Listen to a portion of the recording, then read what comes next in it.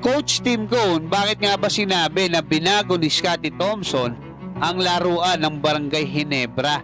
At ano nga ba itong ipinaubaya na ng Samahang Basketball ng Pilipinas dito nga sa Philippine Sports Commission?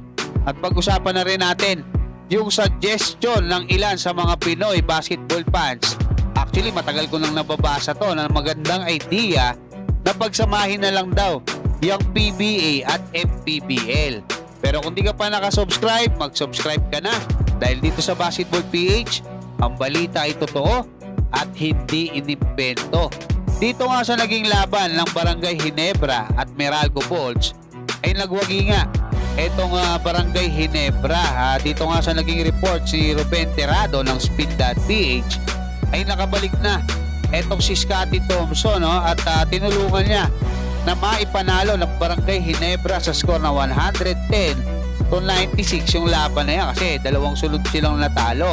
At hindi nga naiwasan ni Coach Tim Cone na kumbaga ma-impress dito nga kay Scottie Thompson, nakakagaling lang sa injury, at sinasabi niya rito na ito raw talagang si Scottie Thompson yung nagdala or binabago niya raw talaga yung laro na itong Barangay Ginebra. Actually, sinasabi niya yung depensa ni Scottie Thompson yung nagpanalo sa kanila. Dito naman tayo mga kabasketball sa suggestion ng mga Pinoy basketball fans, kasi may mga nagsasabi na mas maganda raw na pagsamahin na lang etong PBA at MPBL na alam naman natin na malabong mangyari.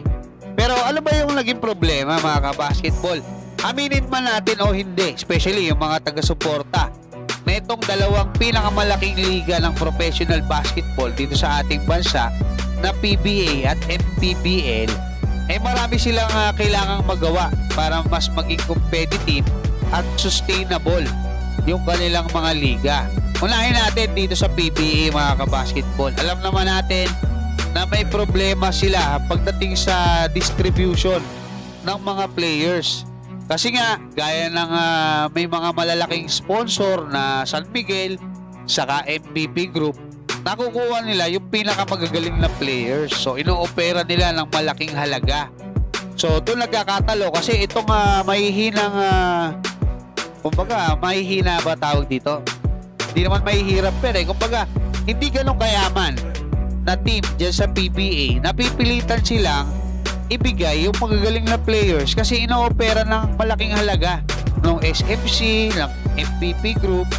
So, ganun yung nangyayari. Hindi na nagiging balance yung kompetisyon. Tapos, may height limit yung import. Bukod sa may height limit na yung import, limitado pa. Isa lang yata kung di ako nagkakamali. Hindi katulad doon sa NBL Australia, sa Japan B-League, 3 yung import nila. Pwede pang maglaro yung naturalized player. O alam ko sa PBA, hindi naman nakapaglaro dyan sila Bludge, sila Doughtit, di ba? Sila Kwame. Hindi ko lang alam kung papayagan nila si Justin Brownlee na naturalized player na ngayon ng ating Gilas Pilipinas na makapaglaro dyan.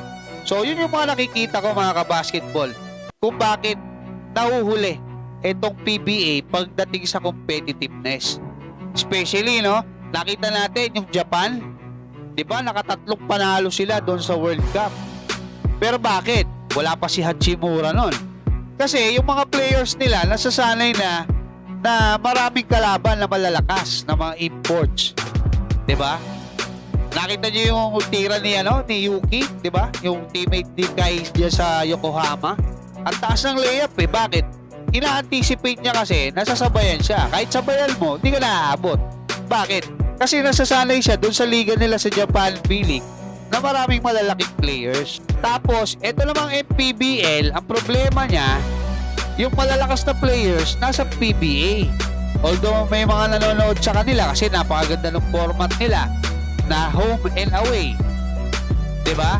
Kaya lang, hindi pa sila, merong malakas yung Pampanga, pero yung iba, diba? Kailangan nila ng malaking halaga para masustain yan.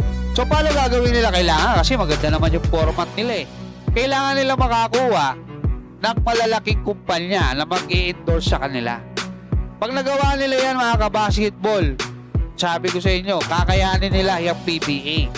Ito namang PBA, Pag binago nila yung format nila, ginawa nilang home and away din yan, nagkaroon na rin ng, halimbawa, yung SMC, mapupunta kung saang lugar, halimbawa sa Bulacan sila yung pabrika nila, no?